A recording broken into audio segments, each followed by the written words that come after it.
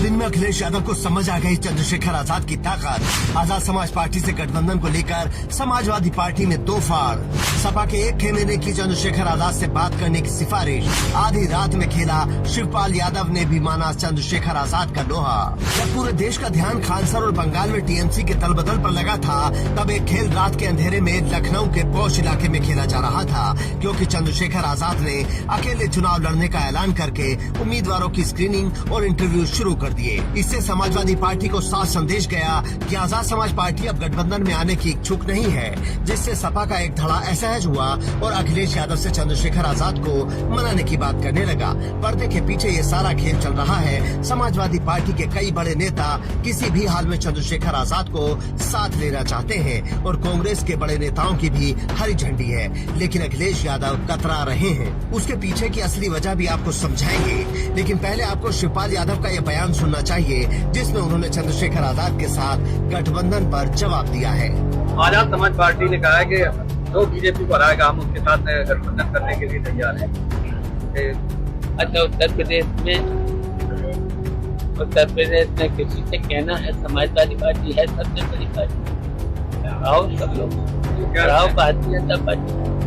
क्या समाजवादी पार्टी करेगी इसमें गठबंधन आजाद समाज पार्टी? अब सीटों के अनुसार अगर जो जीतने वाला हो उनसे तो बात कही जा सकती है, और जीत नहीं सकते हो तो फिर तो समाजवादी पार्टी लड़ेगी। सारा देश जानता है कि अखिलेश यादव और शिवपाल यादव के राजनीतिक संबंध कैसे हैं। ऐसे में उनका ये बयान बेहद अहम हो जाता है। सूत्रों की माने तो शिवपाल यादव के अलावा इस गठबंधन के लिए आजम खान भी जोर लगा रहे हैं। मतलब समाजवादी पार्टी का एक बड़ा धड़ा चाहता है कि आजाद समाज पार्टी के साथ गठबंधन होना चाहिए, वरना बीजेपी को हराना मुश्किल ही नहीं नामुमकिन होगा। दूसरी तरफ ओवैसी ने भी ताल ठोक कर कहा है कि अगर गठबंधन करना है तो हमारे दरवाजे खुले हैं। बाद में बिहार की तरह मत रोना की हरवा दिया।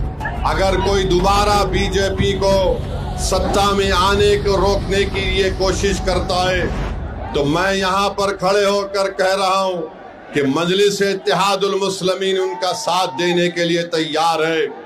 अगर इज्जत के साथ बातचीत होगी, हिस्सेदारी की बातचीत होगी, तो मजलिस और ओवैसी तैयार है।